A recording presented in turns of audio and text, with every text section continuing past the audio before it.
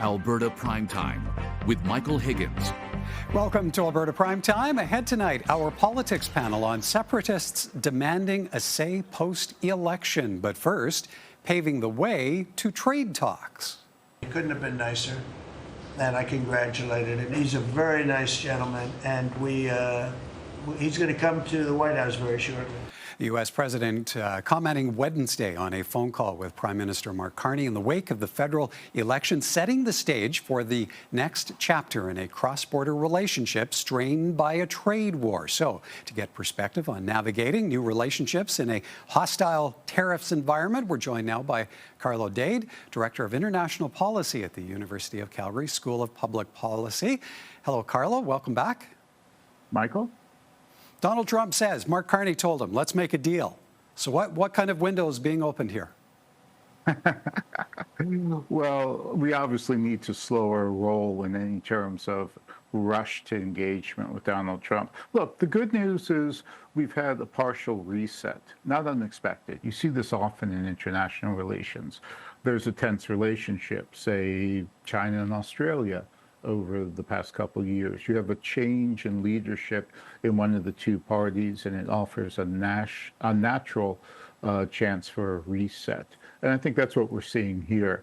I wouldn't raise my expectations for the ending of the crisis, certainly, or anything that wild, but it certainly does give us a chance to re-engage the Americans. It also gives the Americans a chance to walk back some of their rhetoric and, well, new person in Canada, so forget what we said last month. We're talking to a new person. So it gives that natural pause and opportunity. But I wouldn't expect too much of that. Okay, well, on that point of expectations, as we've heard for a number of weeks now, we're being told the old Canada-U.S. relationship is dead and gone. So in terms of this new government being prepared, what are you looking for in a change of approach? Sure. There has to be two tracks here. One is management of the obvious immediate crisis, the tariffs.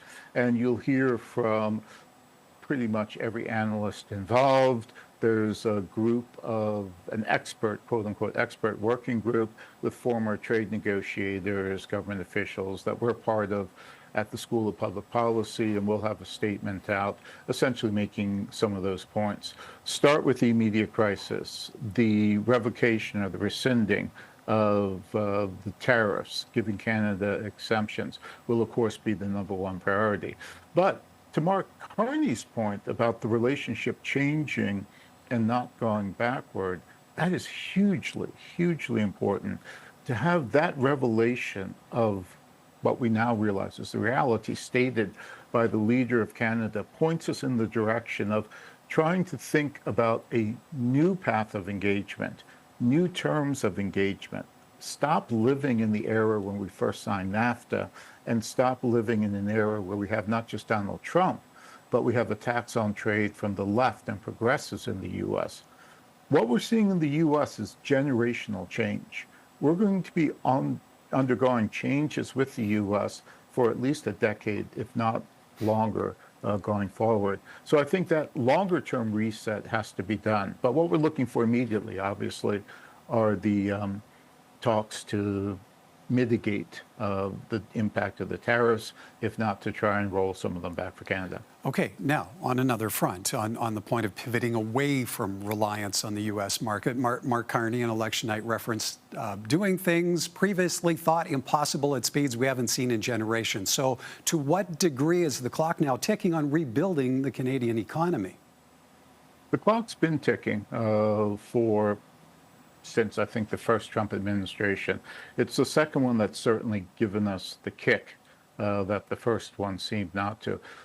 We have a narrow window where folks are apprised of the crisis to work on removing, not just removing internal trade barriers, but actually putting forward resources to help Canadian firms take advantage of the Canadian market. I mean, think about this. A firm in Lethbridge sells to Spokane because it knows Spokane. It's a 5-hour drive. What do they know about Quebec City? Who do they know in Quebec City?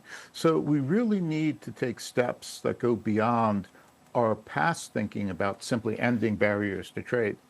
Trade infrastructure, we realize that we need to build things. It's one thing to talk about accessing foreign markets. It's an entirely different thing to be able to actually match your talk with actions, to actually be able to move products to market. If you can't move it, you can't sell it.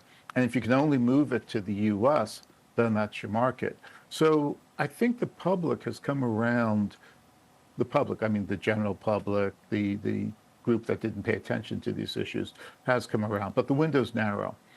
The good thing, or the good sign, is that the Liberals have the leeway in Parliament to be able to move these motions. So there really is no excuse for them not to do this, and there's even less of an excuse for the Conservatives to not help them do things that are in the national interest, like building trade infrastructure or providing resources to help Canadians impact or take advantage of the Canadian market.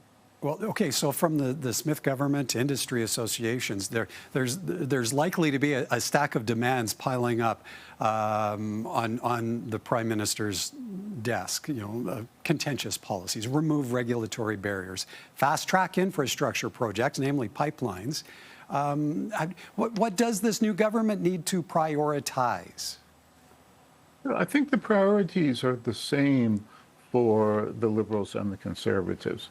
The difference, of course, is in the detail, but that's a huge difference. We're not looking at, I think, deep ideological divisions. We're instead talking, hopefully we're talking about the details. So an agreement that we need to prioritize trade infrastructure. To do that, we need to be able to decide what's most important for the country, how to leverage investments we make. So I think rather than agreement on specific projects, there should be the ability to unite on a vision of how we do this, and not just a vision, but the technical means. So back at the Canada-U.S. Foundation, where I was working on trade infrastructure, we worked with the Business Council of Canada, the Canadian Chamber of Commerce, manufacturers and exporters.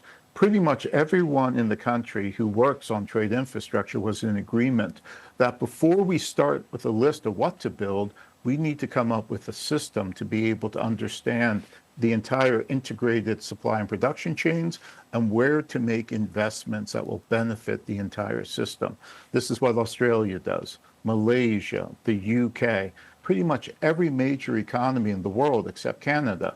So before we start fighting over specific products, let's come to agreement on something where there is already national unity, at least on the private sector side and the academic side. And that is the need to come up with a system to be able to prioritize projects. And from there, we can move on to specific projects. So there are those opportunities. Those who are looking for a bridge to start being built, I think, will be disappointed and should be disappointed. We need to get the system down before we take the immediate steps. And the prairie provinces have done this. So the MOU between prairie provinces, we're already doing this on the prairies. So we are the ones that are leading the country in using this type of system. So we really should insist that that goes national. All right. We've gone over time. I wanted to ask about China, but I think that's maybe a whole nother conversation that maybe we could engage in a few weeks' time as well. Carlo, appreciate your time this evening. Thank you, sir. Sure.